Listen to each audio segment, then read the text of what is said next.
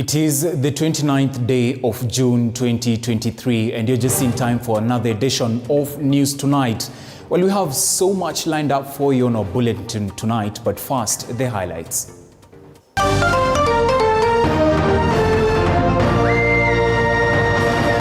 Tonight, Kenyans staring at a tougher economic times after EPRA announced plans to review fuel prices upwards tomorrow following the adoption of finance bill.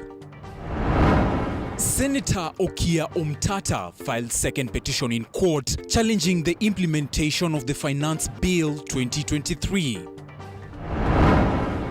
Somber mood as family receives the body of ex-Treasury official Tom Osinde. Osinde went missing on Sunday.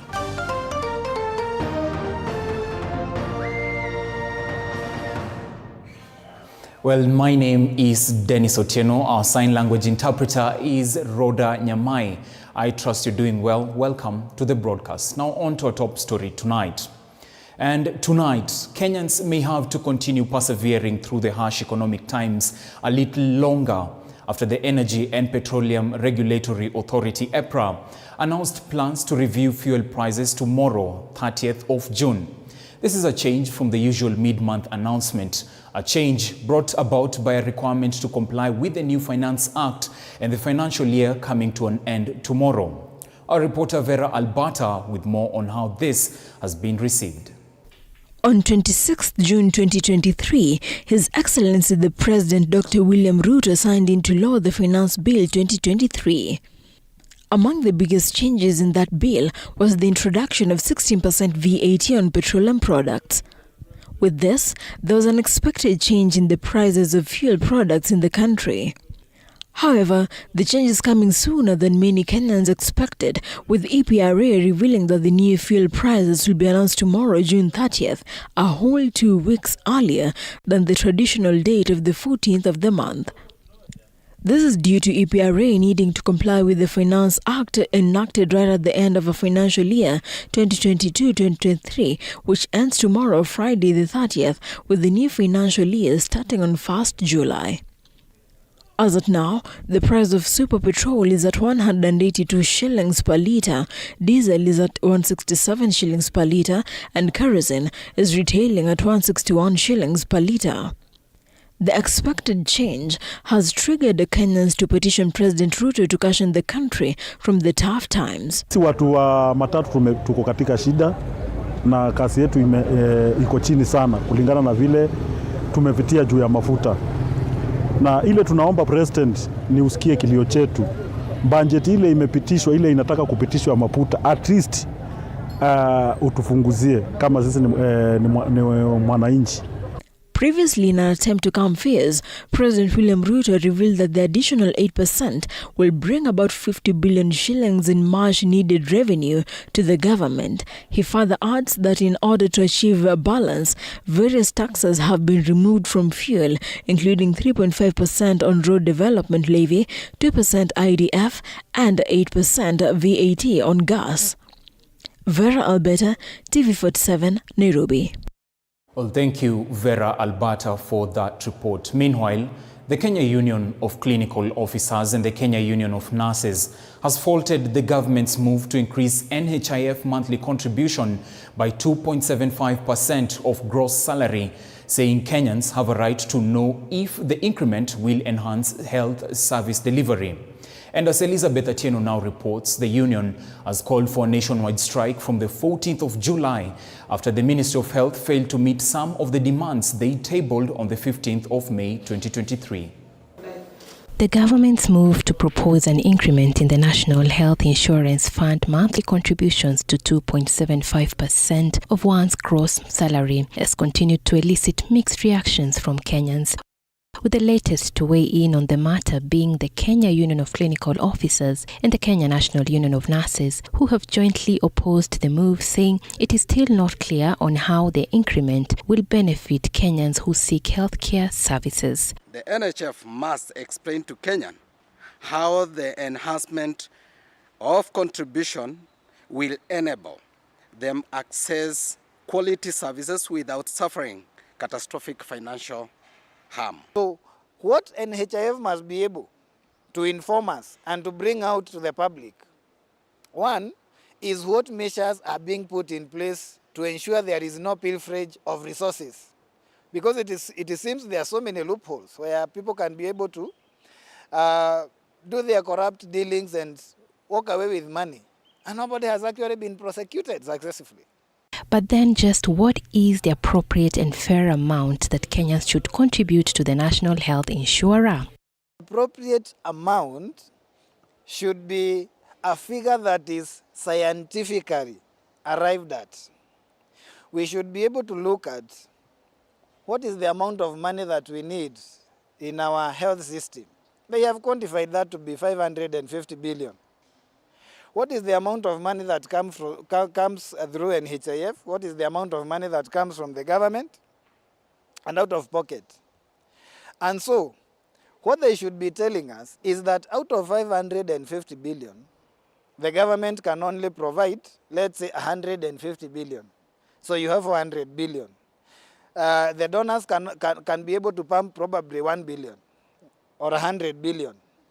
So that they tell us whatever remains is what we want to bring away, on which we can be able to contribute. And once we do that, nobody will have to pay for health services.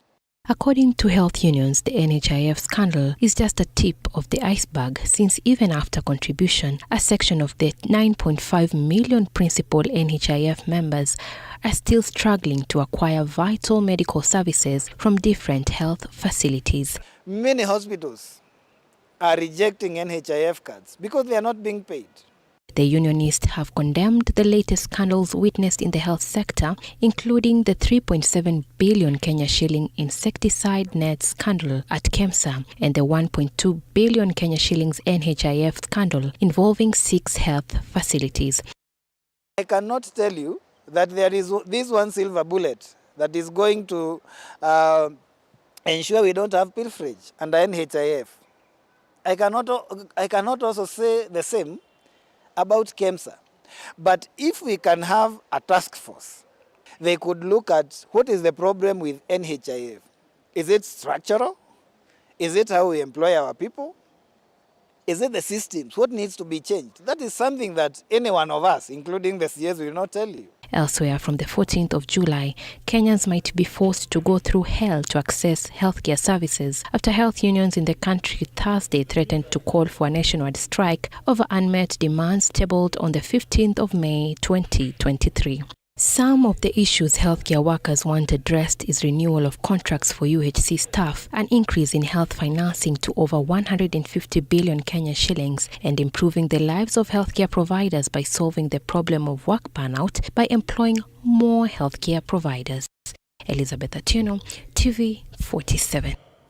Now, the body of missing ex-Treasury official Tom Osinde was found today at the Migori Level 5 hospital morgue. Osinde had been declared missing for almost 2 weeks now. According to local police, his body had earlier been retrieved from River Gucha in Migori County on the 22nd of June and was moved at the local morgue pending identification. Detectives now continue with what is now a murder investigation, even as the grieving family wait for an autopsy to be conducted. It has been a tough 2 weeks for the family and friends of ex-judiciary worker Tom Osinde.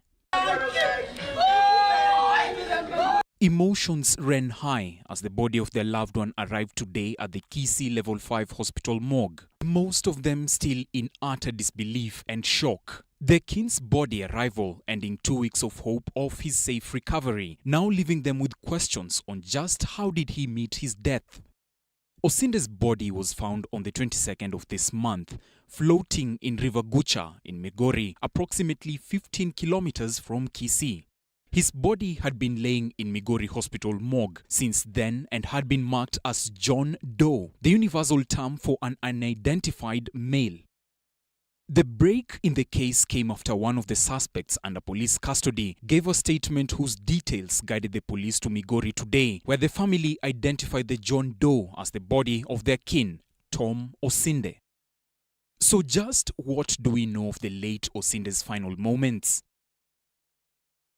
On the 18th of this month, Osinde left his home in Ngata, Nakuru County, for his other home in Kisii. However, sources reveal that his driver's identity was mysterious.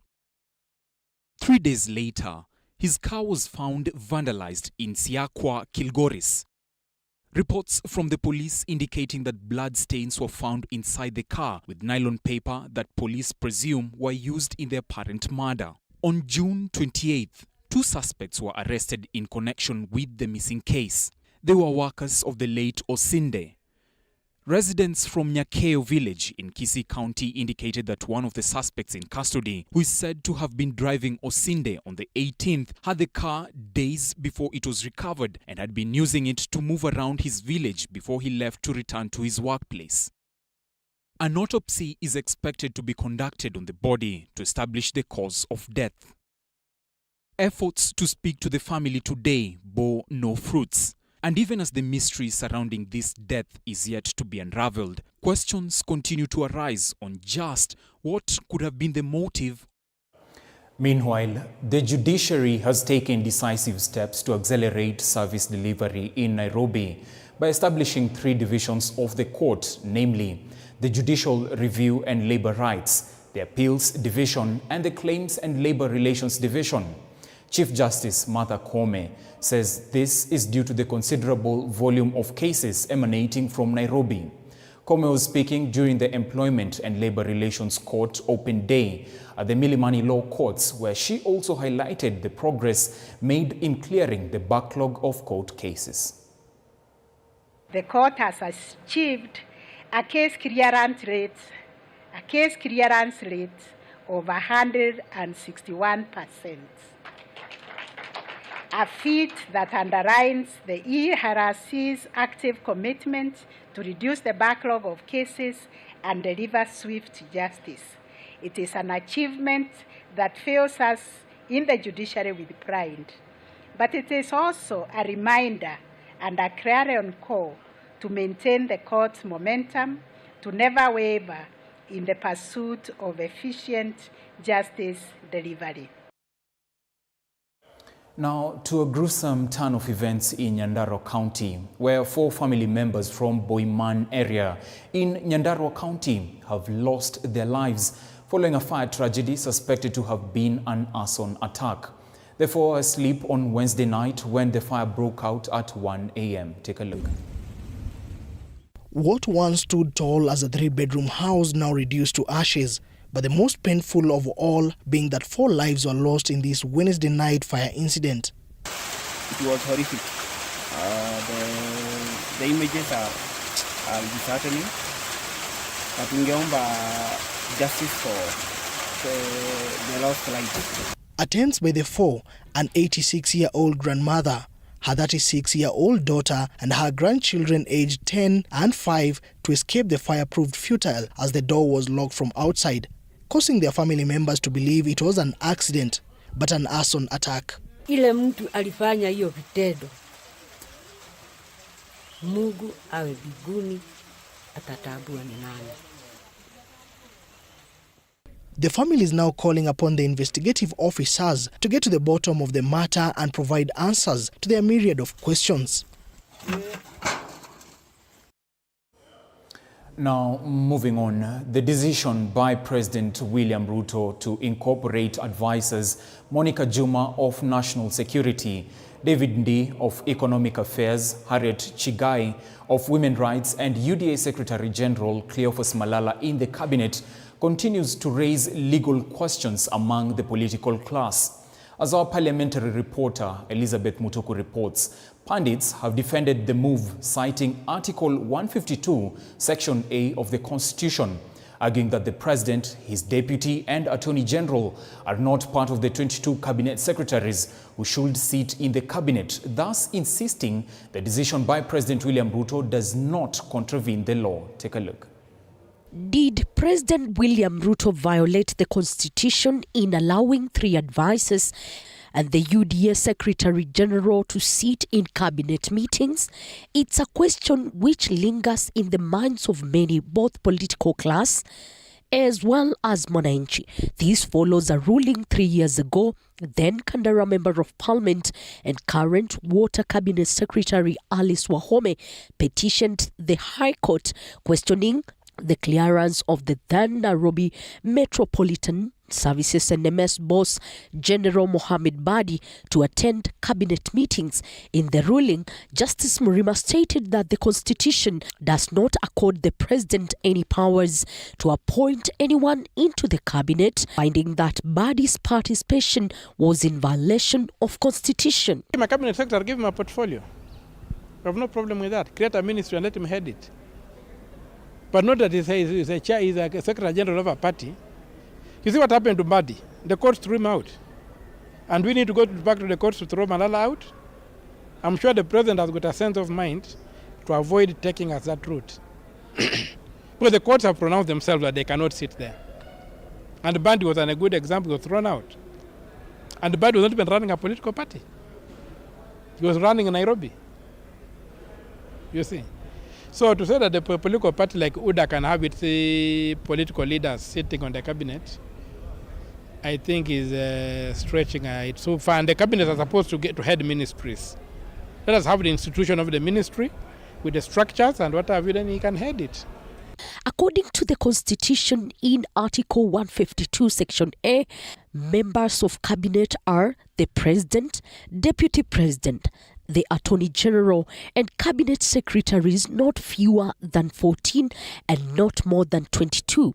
With some arguing that with the 3 advisors and UDA Secretary General incorporated, this makes a total of 25 members of cabinet, thus exceeding the number stipulated in Article 152 Section A, and this likely to open court battles. We have no problem with having a CS without portfolio, so long as the number 22 is not passed.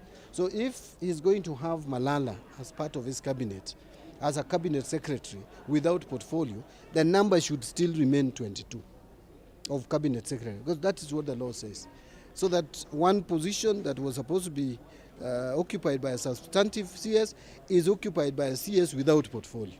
The executive should be given the leeway to undertake the executive roles, and the prerogative of appointing an individual to cabinet is the prerogative of the president, and he should be let to run his cabinet in the way he thinks fit for delivery of the agenda that he has. However, some legal experts close to President William Ruto opine the president has not committed any illegality, since the president, his deputy, as well as Attorney General are not counted in the 22 cabinet secretaries stipulated in Article 152A of the Constitution. I've seen the Murima's ruling and the issue of Badi. There is nothing unique. Malala took the oath of secrecy and is part of the technical advisors to the cabinet. Therefore, let us leave it there. I am yet to see them going to court. It is not. The law is very clear. We know the composition of cabinet. And Malala, Juma, Ndi, and Chikai are advisors to the cabinet and the president. So their work is the decisions of cabinet will be made by cabinet. But to reach that decision, the president will seek the advice of these people who will sit in cabinet meetings as a technical support to the cabinet. Currently, Chief of Staff and Head of Public Service Felix Koskei also attends cabinet meetings, though there is no constitutional provision allowing or requiring him to sit in cabinet or attend cabinet meetings. Well, thank you, Elizabeth Mutuku, for that report. Now, moving on. Hass avocado farming has been seen to be successful in recent years, as many of the farmers have abandoned the farming of other crops, including tea and coffee, and ventured into avocado farming due to its demand in foreign countries. John Java reports. This is Gidongo area located in Imenti Central Sub-County, Meru County. We meet Daniel Kiogora, who apart from being a politician, has ventured into avocado farming. Kiogora tells us that he started farming in 2014 after visiting Israel in pursuit of training in agriculture. Because when you want to get the best seedling, you make sure you get a seed from the traditional avocados, the ones we call kienyeji, you germinate it in a polythene bag.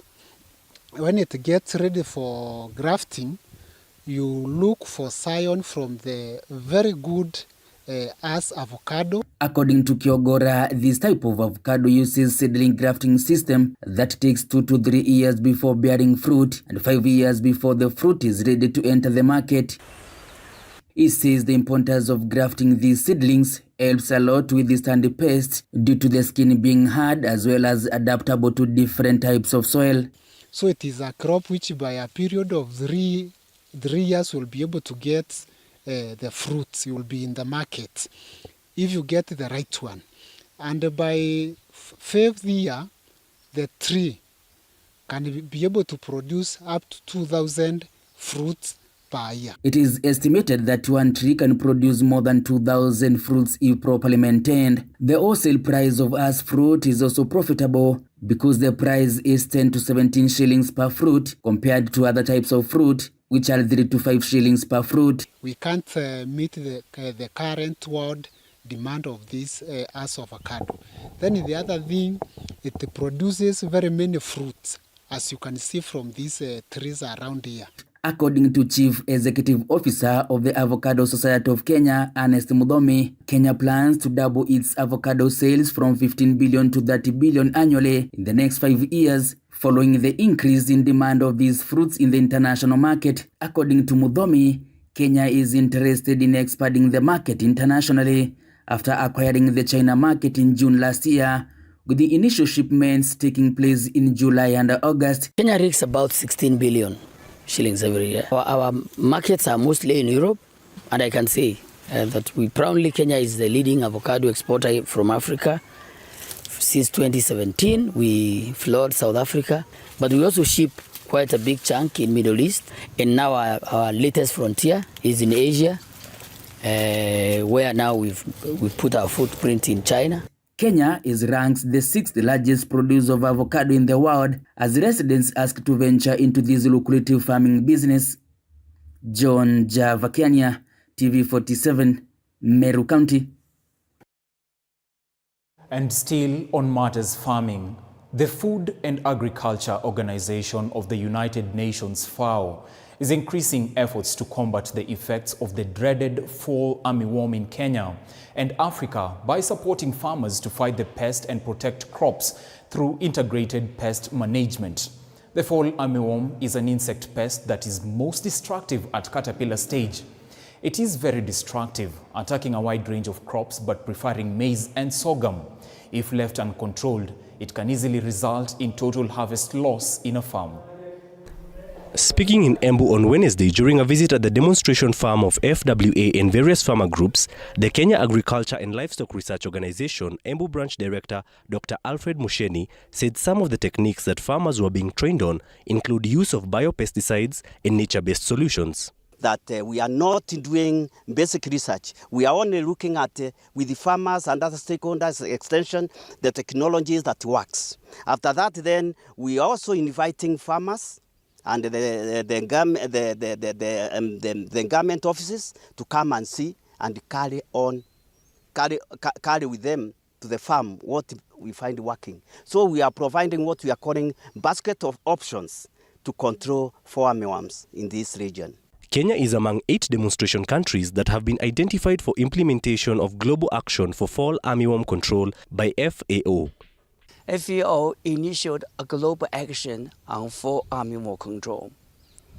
And this global action, and we identified 8 demonstration countries, facilitate 80 countries to take action. And Kenya is lucky, and you should be proud. Kenya is one of 8 demonstration countries to lead in the process for global control of fall armyworm. Fall armyworm is a ravenous insect pest that targets a wide variety of crops but prefers to eat maize and other food crops such as sorghum, millet and sugarcane. It is highly destructive and 100% loss of harvest has been seen where the pest is uncontrolled. Urgent intervention measures are needed to avoid food insecurity across the region. We are losing around 30% of our crop maize loss to this pest. So this method of controlling the armyworm is coming handy so that you can be able to take care of that 30% loss. FAO representative Kala Mukavi said the global action for fall armyworm control was helping by working closely with farmers to equip them with tools that can allow them to minimize the loss of their crops, to assure them of food security and returns on their investment.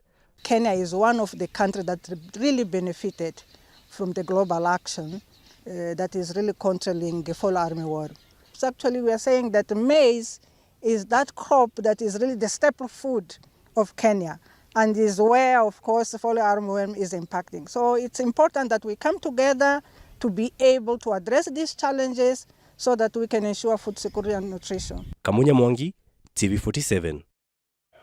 Now, tonight, Mbeere North Member of Parliament Geoffrey Roko has defended the Assembly demonstration, picketing and petition bill 2023, seeking to regulate the conduct of demonstrations across the country.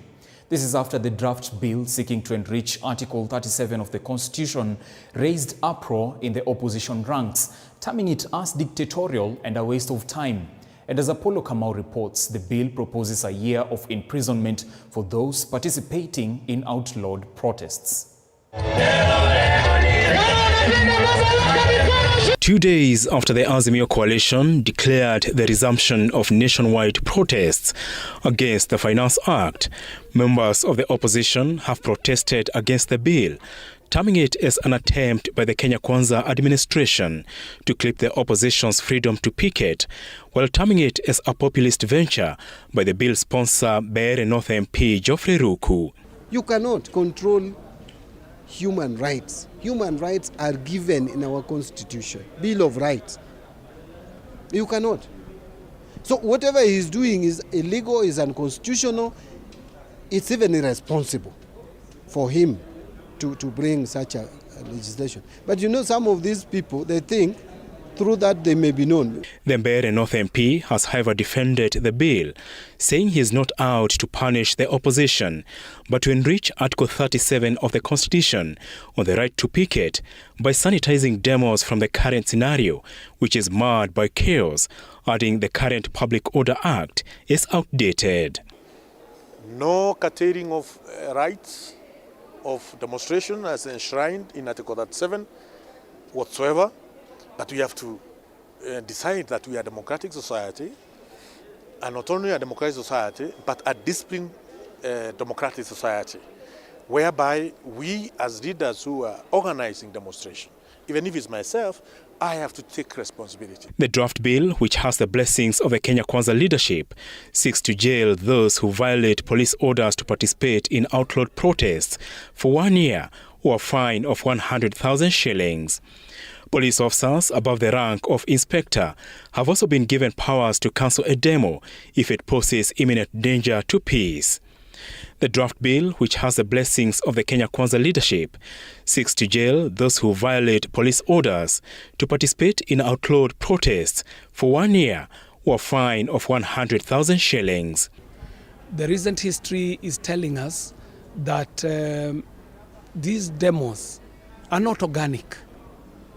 It is individuals who live their leafy suburb homes and plunge themselves, immerse themselves in a low economic level housing area, and they upset the peace. If the bill passes, leaders and protesters who will be held responsible for destruction of property and violence will carry the damage costs.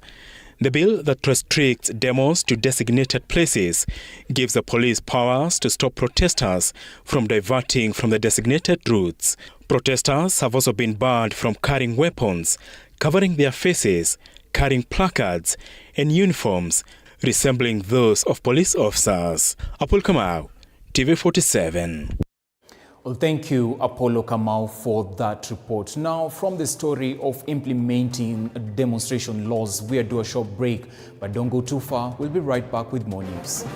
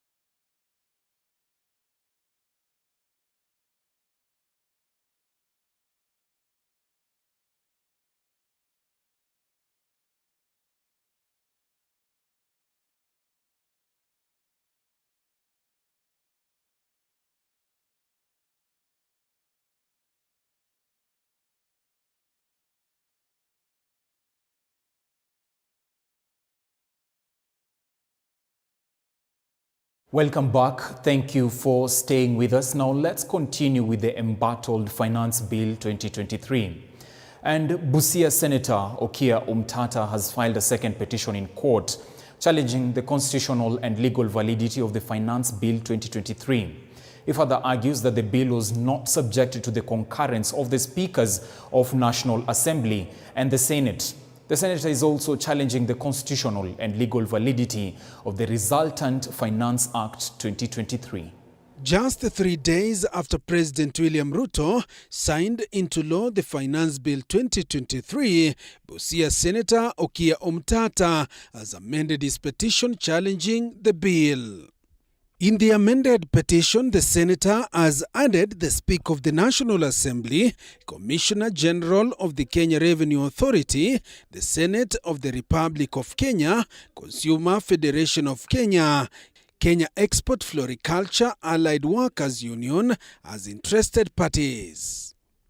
In the amended petition, Omtatah says that the finance bill contains amendments to several laws that have nothing to do with raising revenue and laws that affect the work of the Senate to protect the interests of counties and their governments.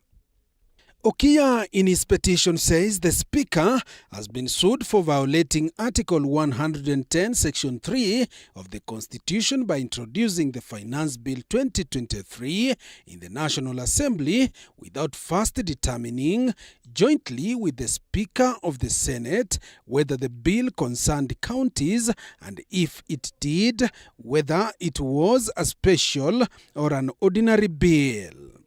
The Speaker has also been sued for violating Article 109, Section 3 and 4 of the Constitution by overlooking the Senate, yet the bill affects the operations of the county governments. In the petition, the Senate has been joined as an entity with an identifiable stake or legal interest or duty in pursuant to Article 2 of the Constitution of Kenya, Protection of Rights and Fundamental Freedoms, Practice and Procedure Rules 2013.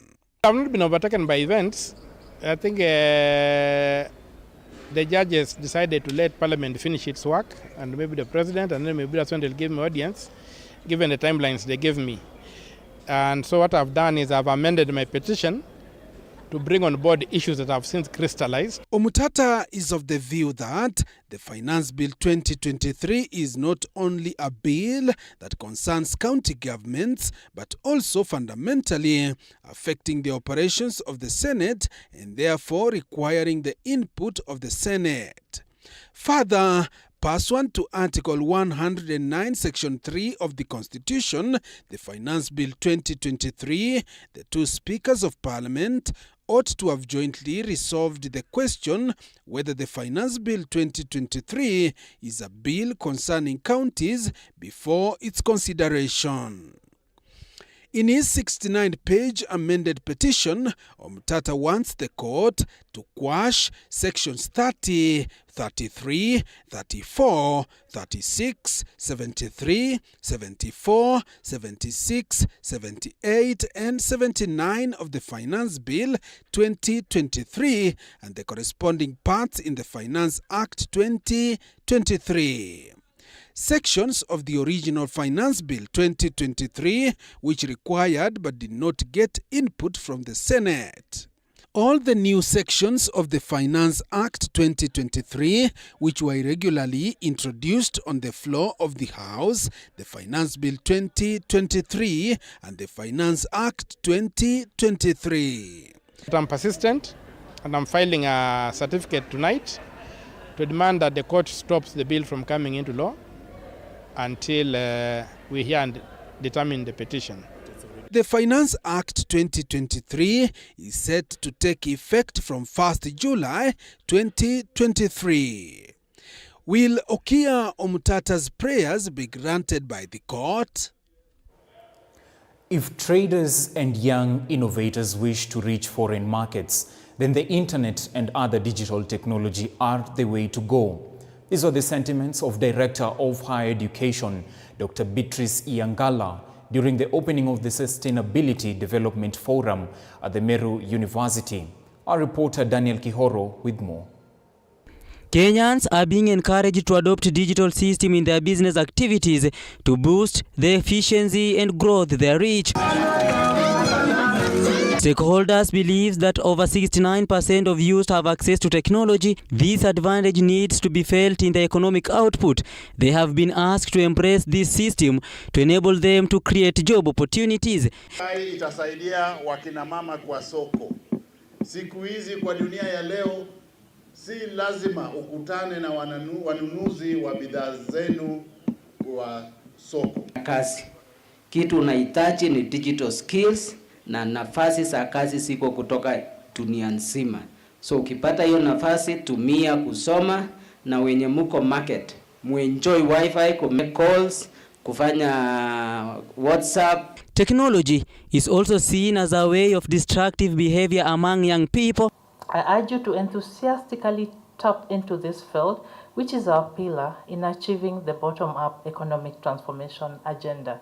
And again, from all the research projects that you have been implementing in this university, and which I believe is the basis of what you are drawing on to connect internationally. And even as universities, when we talk about governance, Madam PS, I think one of the very critical division that need to be strengthened through our government is actually rights division. Because through that, we'll be able to really strengthen the academic pursuit, academic research, discovering new knowledge, but in the same way creating a pathway for infusing and bringing in other sources of fund. Kenya is considered as the leading technology and innovation in Africa. The development of large-scale telecommunication infrastructure in Kenya, capable of delivering efficient, affordable info communication service, and recognized as critical requirement for the country. Meanwhile, Kenya Secondary School Head Association now wants the national government to release funds to aid in better remuneration of teachers and also in improving infrastructure. Speaking during the Kesha conference held in Mombasa, Chairperson Kahi Indimuli issued a stern warning to schools that are involved in exam cheating, saying that they will be dealt with accordingly. This meeting comes amid concerns over the transition for both junior secondary schools and senior secondary schools. We want these funds to be distributed equally across all schools in the Republic, because we are one people, one nation, one child, is it? That's why we have also asked the ministry to ensure that as much as you hear 60 billion has been released, and I think the CS was here yesterday, and the PS, I even asked them, let the money that has been released reach the school account. At times we have a lot of money remaining at the ministry headquarters. Then you ask yourself for what? Because the child is the person who is at the ground. Exam cheating has affected both the principal and the student, in that some of you who are very honest, who are actually don't like cheating, have been victimized of not performing. A number of those who cheat or who encourage cheating have been lauded and been praised. So this is where now we want to say we really want to have a very clear law, a clear policy on how to curb the cheaters and also to move you and promote you unconditionally.